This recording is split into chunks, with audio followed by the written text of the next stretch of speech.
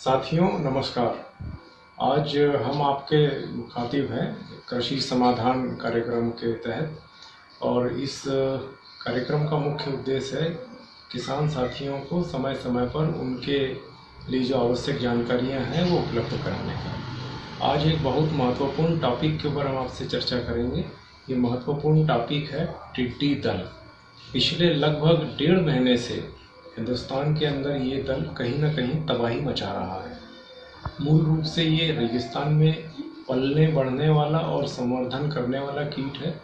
Pakistan, Afghanistan, Kazakhstan, उस area में जहाँ रेतीला एरिया ज़्यादा है, और राजस्थान का कुछ हिस्सा जहाँ पे रेत ज़्यादा है, मरुस्थल ज़्यादा है, वहाँ पे इसका जीवन यापन होता है और वहीं पे ये रहता है। हिंदुस्तान का जो मैदानी इलाका है, खास करके जहाँ पे हम लोग रह रहे हैं, बैतूल या मध्य प्रदेश, ये वाला एरिया, यहाँ पे हर साल इसका आक्रमण नहीं होता है या हर साल आगमन नहीं होता है। कई बार 4 साल, 5 साल, 6 साल के अंतराल पे कभी कभी देखने को मिलता है, पर इस साल ये थोड़ा सा व्यापक पैमाने पे आया है।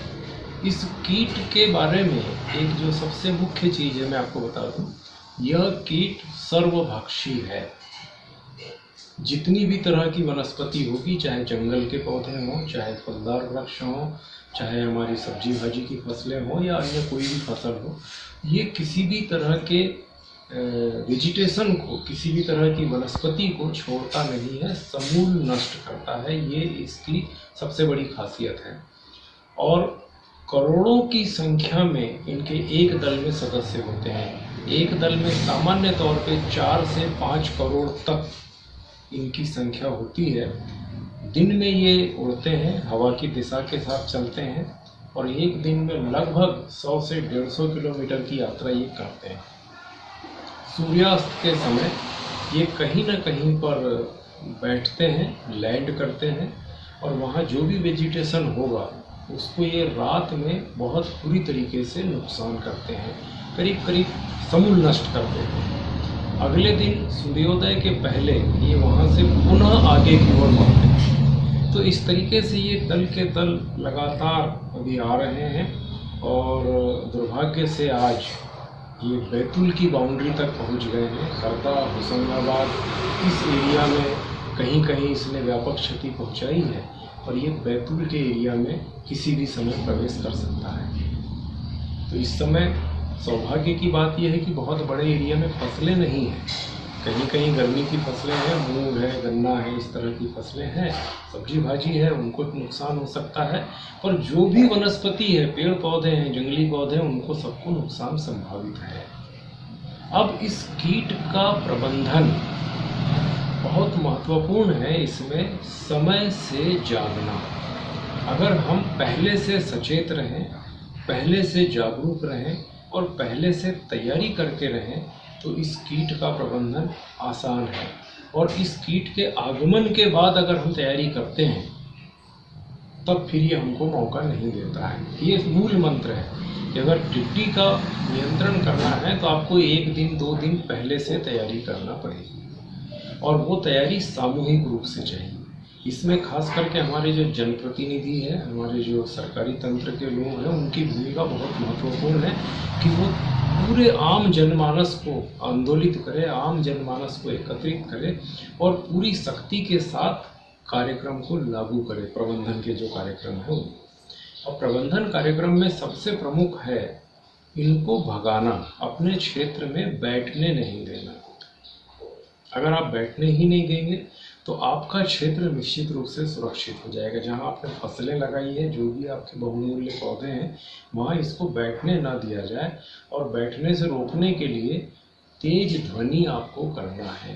तेज ध्वनि करने के लिए जो भी आपके थाली लोटे हैं, डिब्बे हैं, जो जिससे आप बजा के आवाज़ कर सकते हैं, पटाखे चला के आप आवाज़ कर सकते हैं। और किसान भाइयों के लिए सबसे आसान होगा, ट्रैक्टर का या मोटरसाइकिल का साइलेंसर निकालें और उसको चालू करके थोड़ा सा इंजन को रेस दें, जिससे कि तेज़ आवाज़ होती है। और आप तेज़ आवाज़ करते हुए इन वाहनों को, ट्रैक्टर को चला भी सकते हैं। इसके अतिरिक्त आप धुआं करके भी इनको भगा सकते हैं। गर्मी का मौसम है, धुआं करते समय बहुत विशेष सावधानी रखना है, क्योंकि आग लग सकती है, पर धुआं करके भी इनको भगाया जा सकता है। एक चीज़ मैं और यहाँ निवेदन कर लेना चाहता हूँ कि जैसा कि पूरे विश्व में इस समय कोविड-19 जो कोरोना वायरस के कारण जो बीमारी चल रही है, तो जो भी हम कार्यक्रम करेंगे इसमें सोशल डिस्टेंसिंग का जो अनुपालन है वो अवश्य करें। हम दूरी बना के रखें और जो भी हमारे को स्वास्थ्य विभाग की तरफ से दिशा निर्देश दिए गए हैं उनका हम सख्ती से पालन करें। ऐसा ना हो कि हम छुट्टी के बचाव में और उन चीज़ों को भूल जाएं और दूसरी समस्याएं हमारे लिए ज़्यादा गंभीर हो जाएं। इसके बाद एक चीज़ और आप इसमें कर सकते हैं, तेज धार से पानी, जो फायर ब्रिगेड की जो मशीनें होती है, फायर ब्रिगेड यंत्र जो हैं, उनके माध्यम से तेज धार से आप पानी इसके ऊपर चला सकते हैं, उससे भी इसको व्यापक क्षति होती है।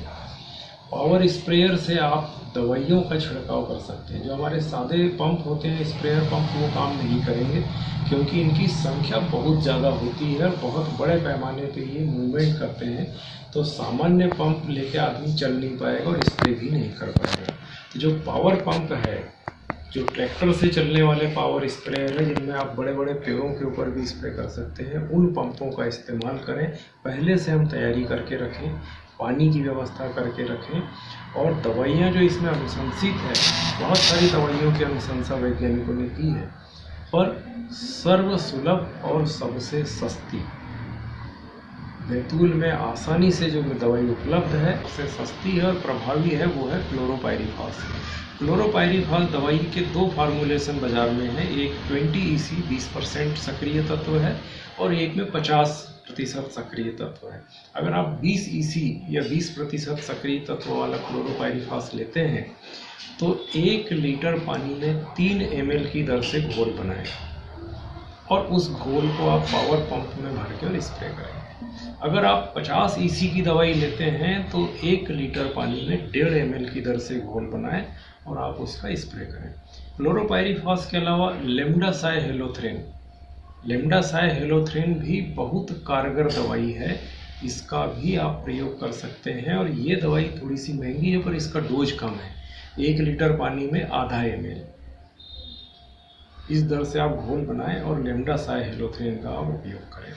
अगर हमने समय पे ये काम किया पूरी तैयारी के साथ, तो निश्चित रूप से हम बड़े पैमाने पे इसका जो नुकसान होता है उससे बच जाएंगे। अन्यथा इसके आगमन के पश्चात अगर हम कुछ करने जाएंगे तो निश्चित रूप से हमको बहुत बड़ी हानि हो जाएगी। अंत में हम आपसे ये निवेदन करेंगे कि आप इस चैनल के साथ जुड़े रहें, इसको सब्सक्राइब करें और ज़्यादा से ज़्यादा लोगों के बीच में इस जानकारी को फैलाएं ताकि हमारे सभी किसान भाई, हमारे समाज के सभी लोग इससे लाभान्वित हो सकें।